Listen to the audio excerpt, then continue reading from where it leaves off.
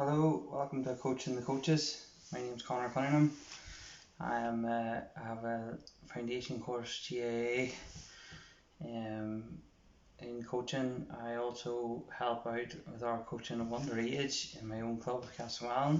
I also take and precipitate or coach a disabled needs team for the Special Olympics in the Downpatrick area. I have many interests, and that's why I started this blog or this vlog to show new and up and coming coaches, just sort of breaking the ice with them and showing them exactly what maybe people don't have time to show them. So this is definitely not a series for high proper full-time coaches. This is basically for parents, for guardians, for grandparents to maybe just have a better understanding of what's expected of them, and also to enhance their knowledge. Especially, as I say, once we get it 20 or 25 episodes in, then we will start going into the more fine nitty pitty. My background, as I say, is in GAA, Gaelic and hurling in Ireland, but I'm a really keen supporter and follower of football, and them two sports as well, hockey, ice hockey, anything really sports wise I can do, boxing, different things to get there. So the two topics that I'm going to be discussing today is home practice, and I'm also going to be discussing good environments. We're going to cut it down to two topics because I want the videos to be quite bite size, and the last one was a wee bit too long, but I didn't know how to stop that. So first topic, home practice. No one is going to succeed in their sport in any capacity unless they practice at it. Some athletes and some people who are there for recreation won't mind that, but it's really just to let people know that with 2 hours training or even 1 hour training a week, it's not adequate time to become any way skilled at your designated sport. And that's just a fact, it's not an opinion, because if you train on a Monday and you wait till the following Monday to pick up the hurl again, or pick up the football again, or pick up the hockey stick again, you're not really, even golf, like especially golf and sports like that, if you're not practicing every day or every other day, you're not going to see lasting or long improvements, because you can't just pick it up and drop it. The kind of athletes that you see in Henry Shefflin, Richie Powers, the Bernard Brogans, the Kieran Kilkennys, them boys are practicing every single day, and we watch them play a match every 2 weeks, and we think that we can be them. They have had 20 years or 22 years of constant practice ahead of us, and that's the bottom line. The way that I would go about the home practice is very simple.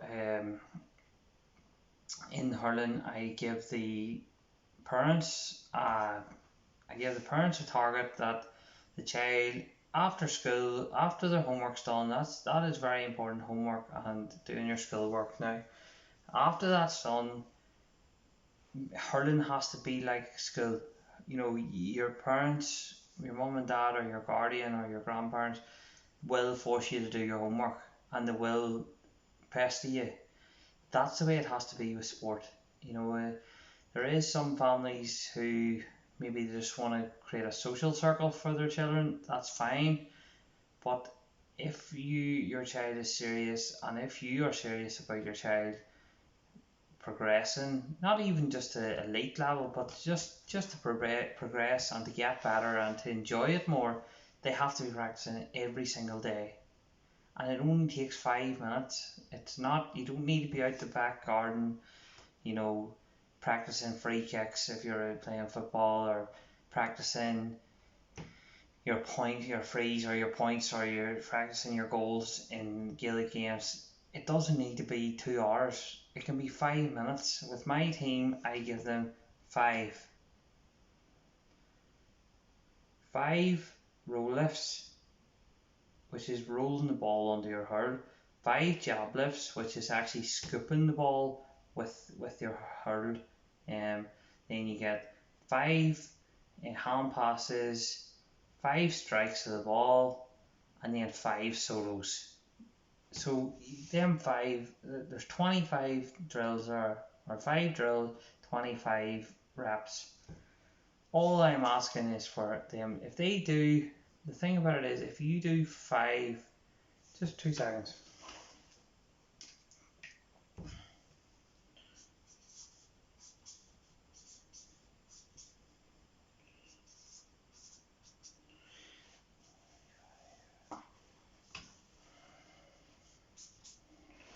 Um,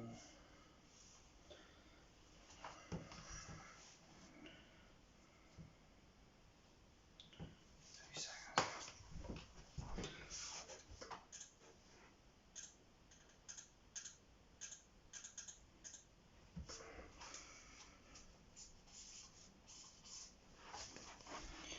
If your child does 2 minutes of training at night, for 5 or 6 minutes, not a serious amount of time in the whole scheme of things, that's what they're doing.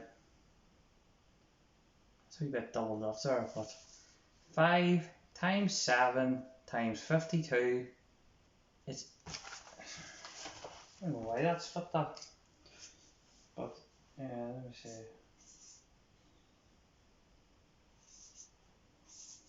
That's a number there. 1,820. If they do 5 row lifts every night for a year, they will have done 1,820 row lifts. And that's not including training, not including matches, not including anything. And all you've asked them to do is do 5 of them. You can do that in literally 10 seconds. Now, as I say, that is so minute, but you see, the way that I would describe it as is, you see, in Gaelic games, or in football, in hurling, if you've done a jab lift 1,820 times, call it 3,000 with training and matches, right? Whenever you go to a final, or whenever you're in the later part of the season, are you ready to jab lift that ball the first time and put it in the net? The answer undoubtedly is yes. You cannot tell me otherwise, because if you've jab lifted the ball 5 times, if you've got,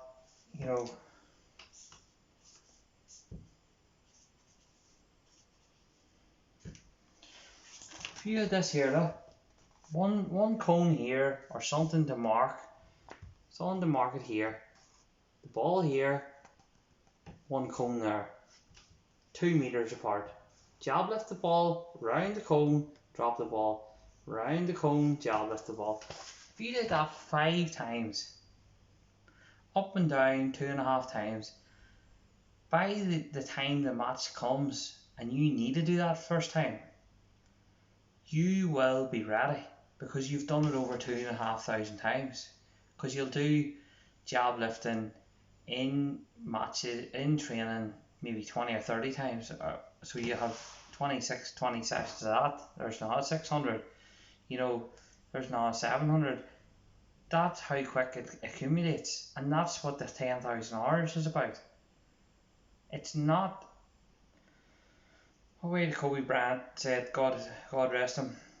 He says, it's not an amount of hours that you do in practice, it's how many hours you were present in practice. If you actually, the best thing that a parent can say to me personally is, I couldn't get our fella in last night because he was practicing. That is exactly what we want to hear, because we will not change. You can have the best drills, you can have every cone sitting as straight and 1 meter apart and all this jazz. If you can't get them to want to practice, want to get better, to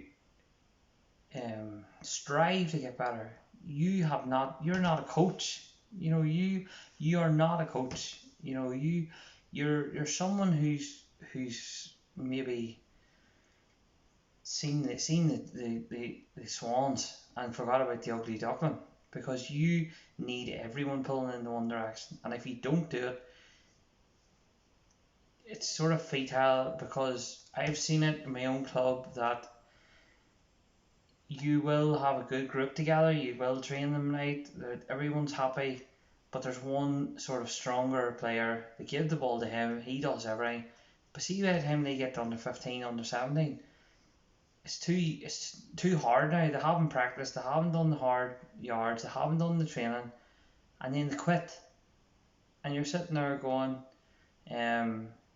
you're sitting there going, what's happened?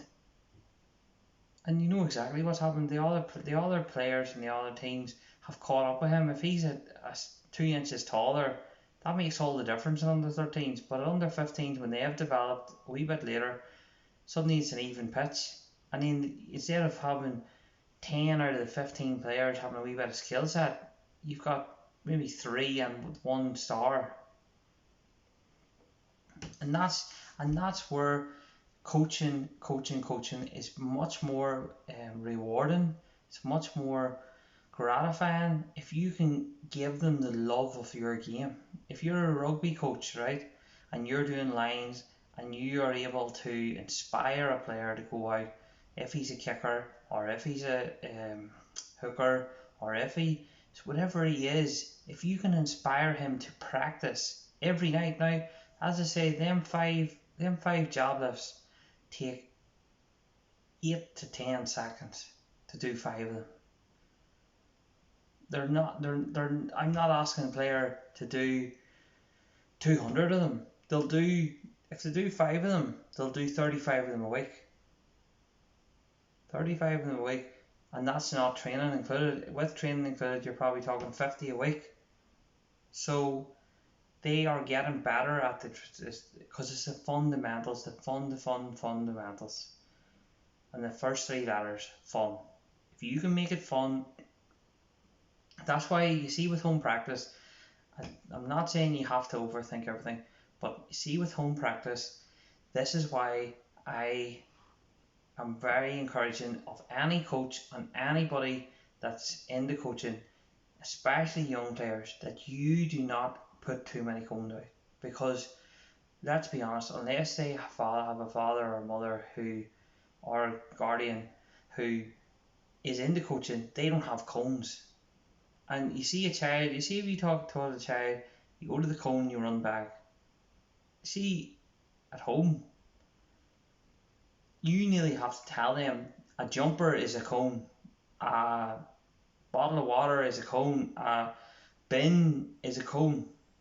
Because they take everything you say literally. Some of them to try and have a laugh with you, some of them because they just don't know. They don't have your life experience, and that's one thing that every coach has to remember. If you're a 40-year-old coach and you're a 20-year-old player, you do think you know it all, but that's because you thought you knew it all as well at 20. But what I would say is, no cones. Do not overcone your drill session, because you're not overthinking it, like we talked about last week, but you want the player to replicate that at home. They might have 2 cones, they might have 3 cones. If you can have a session that has about 3 or 4 cones in it, they can do that at home. with a small field. Like if they have a garden that's 2 meters by 2 meters, and you do a drill, you can give them that they can do it at home. Now a lot of them won't do it, but some of them will, and that's where good coaching comes in. That you're inspiring them when you're not there, when you're away from it. Now that all leads into good environment. Good environment is so crucial to a match. You see, I've went over this many times in the last 6 episodes, but if you're fair with the players, if you are fair, if you're consistent, you will create a good environment, whether you're a bit Hitler-ish, because they know where they stand. And the children especially, and young adults and young men, really appreciate that. Now they might not think very highly of you, but they will appreciate that you treat everyone the same. As I say, it's not something that you want to go over all the time, but you need to create a good environment and you need to create respect. That's why, as I say, it's not really the time now with this pandemic, but you need to have shaken hands before training or something along those lines. You need players to turn up on time. All you need to do is start one session without a player, and he'll not be late again. And that's the truth. He try his best. Players miss training all the time, so you'll not hold it against any 12-year-old for missing a training session. But you would rather the parents text you to say, listen, I can't, he's not going to be there today, and that's fine. It's whenever nobody turns up and you're like, everyone. That's why I would always text the morning of training to say, is everybody available tonight? And you will get, thumbs up, thumbs up, thumbs up. You might get a couple of private now. The way I deal with good environment is I've told the parents, I know under 13s go for sleepovers, I know under 13s go to birthday parties, I know under 13s go to nights out and whatever else. I don't know where they go because it's a long time since I was that age, but I don't need to know why they're not there. I have no interest once I know they're not there. I'm not one of them coaches that's like, oh, you were at the cinema last Monday night, that's why you weren't here. That's not on. What the hell does it do? They're children. They're children, like, don't forget that they're children. And whenever I was their age, me and my cousins and all would have went to the cinema once or twice a year. It just so happens it was a Monday. Now, I have made it clear to the parents on numerous occasions that if there's an excuse given, this is where consistency comes in. If there's an excuse given, Jimmy can't be here because he's unavailable. That's all we need. We don't need to know why he's not there. He's away to the hospital, or why he's not there. He's away to collect his sister in Bundoran or something. We don't need to know that. As long as they have tax. But I said to the parents, every child is going to get a fair go at this team. But see a child who doesn't go to training and who rolls up on a Thursday night, they will not be playing. And I said, I don't mind people missing training. I don't mind, but if you don't text me and I don't know where they are and I don't know what they're doing, and then they rock up on a Thursday night after 2 or 3 weeks of no training, they won't be playing. And it's nothing to do with the player themselves. It's about respect for me and respect for the coaches that are with me, because we need to plan a session and we need to treat every player fairly. And if they don't want to do that, well then that's shame on them, because I'm giving up my time, you're giving up your time to coach their child, to try and make them a better person, to try and interact with them and try and push them in the right direction, and you don't even have the time to text me to say, Jimmy's not going to be here, Sean's not going to be here. And that's all you need to know. You don't need to know they're away to see their mother because she lives in Kerry or something. You don't need to know any of that. And I would actually insist on people not knowing that sort of thing, because it's nothing to do with you unless it's your own child or your own, cousin or whatever the case is, uncle. You don't need to know that. But the good environment comes from them sort of examples of being fair, but also being jolly. or being flexible, because good environment is hard to get into the team, but once it's there, you won't look back. Jesus, you once it's there, you'll not look back. You really won't, and it's great that you see the children, and that over the weeks and months, you'll see the children coming in. They'll be skipping in the gate, and that's what you want. You're not going to motivate and encourage people if they absolutely petrified of you.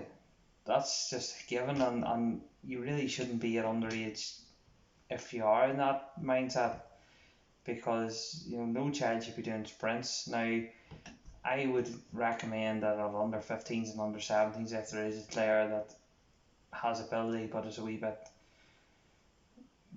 sort of I don't know how to say it, poor fitness, maybe if we can give them a wee bit of encouragement and do a wee bit of running with them, not just by themselves but as a team, and do a wee bit of shuttles, do a wee bit of different things, and encourage them, because they won't come back and thank you. They won't come back and say, Connor, thanks so much for doing that. I lost that wee bit of low fitness that I had.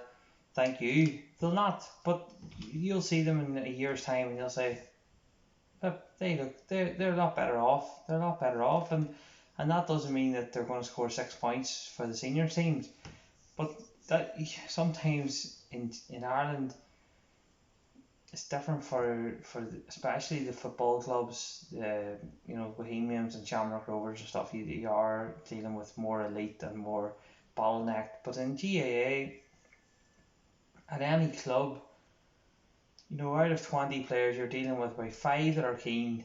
You're dealing with about 5 superstars, and you're dealing with 10 players who couldn't care less. And that's in every that's right up to senior level. You'll get players at senior level that just love the pints on a Saturday, and that's why they're there.